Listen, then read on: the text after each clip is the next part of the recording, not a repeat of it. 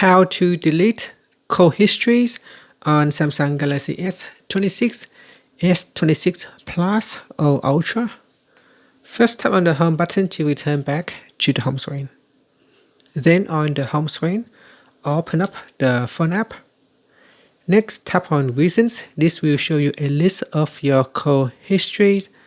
Now scroll down and simply touch and hold on the call that you would like to delete.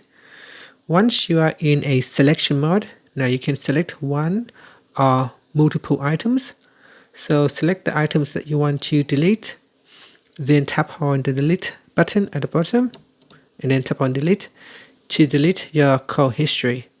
If you want to delete everything in the list to clear out all the call histories, you can select all at the top and then tap on delete all to clear out all your call history. And that's it. Now you can also tap on the filter button up here, and then you can filter your calls by missed call, spam, rejected calls, and so on.